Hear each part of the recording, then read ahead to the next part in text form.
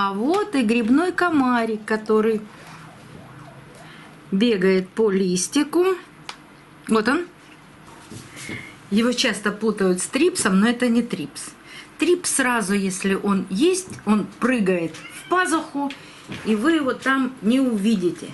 А вот грибной комарик, он время от времени пробегает по всему листу, может полетать, но это тоже зло, и зло в грунте.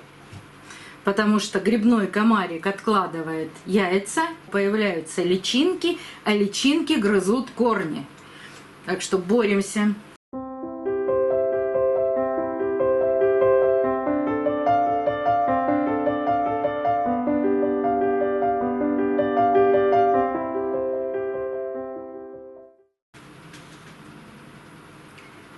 Добрый день, друзья!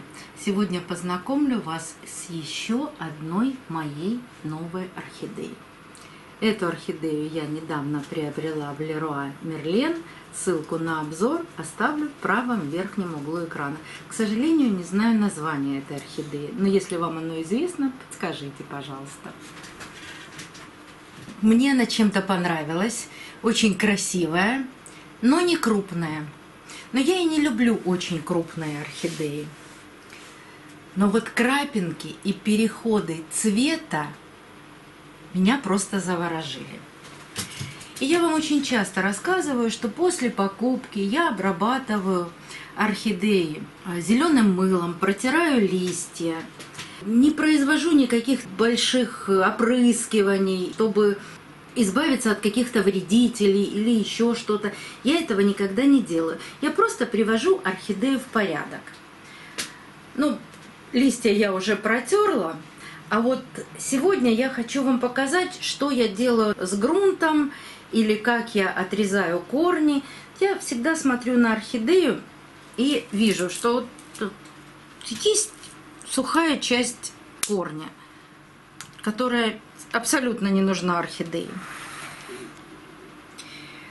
Есть еще вот такой торчит из грунта корешок, сухой, тоже не нужен. Видите, даже и отрезать-то нечего, остался в руке.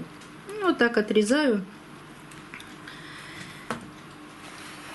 И иногда создается такое впечатление, что вот когда ее отправляли к нам, взяли, засыпали новый грунт и отослали. Вот с этой стороны торф с кокосовым волокном, а с другой стороны кусочки коры. Вот как засыпали, так и отправили. И орхидея, не могу сказать, что очень сильно, но неприятно наклоняется в одну сторону. И листья у нее достаточно длинные и тяжелые. Вот чтобы орхидея у меня не падала, я сейчас освобожу ее от держателя цветоноса, достану его и аккуратно переставлю на другую сторону горшка, так, чтобы не повредить корни, которые есть в горшке. И опять прикреплю к ней цветонос.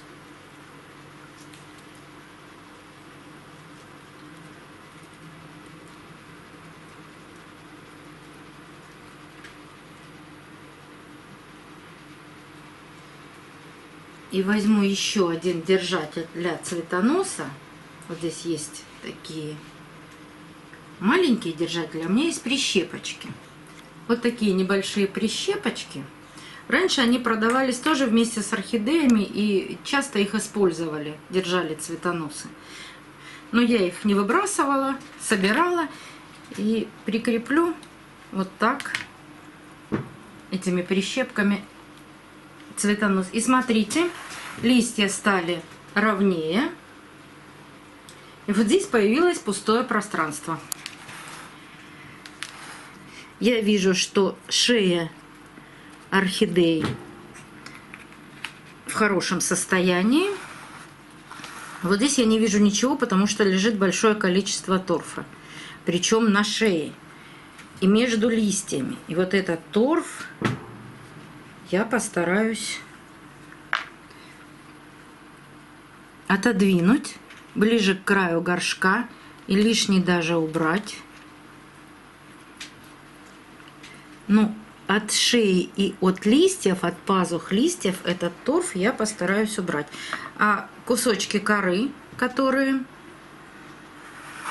были здесь, я положу в другую сторону. Как раз там, где у меня получилось пустое место в горшке, просто переложу.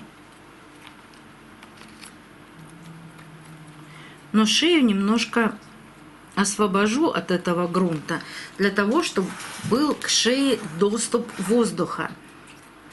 А лишний торф или кокосовые чипсы, или эту смесь я уберу из горшка. Она здесь не нужна.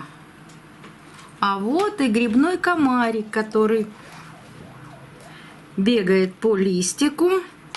Вот он. Убежал с другой стороны листика. Он и летает, и бегает по листику. Я вам недавно рассказывала, как бороться с грибными комариками.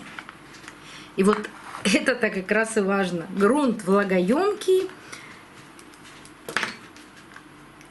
И сейчас я вам покажу, как обработать этот грунт спреем от грибных комариков. Они нам абсолютно не нужны. Вот чаще всего во влагоемком грунте и появляются эти грибные комарики. Вот он еще бегает тут по этому листику. Его часто путают с трипсом, но это не трипс. Трипс сразу, если он есть, он прыгает в пазуху, и вы его там не увидите. А вот грибной комарик, он время от времени пробегает по всему листу, может полетать. Но это тоже зло, и зло в грунте, потому что грибной комарик откладывает яйца, появляются личинки, а личинки грызут корни. Так что боремся. Я борюсь таким средством Бонафорте от насекомых. И это я делаю сразу. Не жду, пока просохнет грунт на новых орхидеях сразу, а потом даю возможность грунту просохнуть. И смотрю, появятся еще грибные комарики или нет. Сейчас будет видно, что напитывается раствором. И пропитать раствором нужно примерно сантиметр грунта.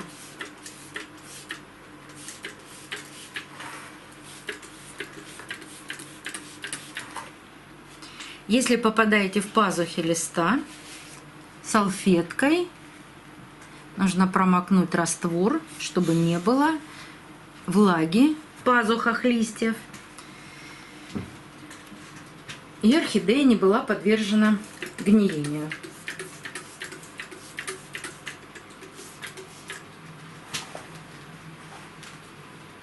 Вот такую несложную обработку можно провести сразу.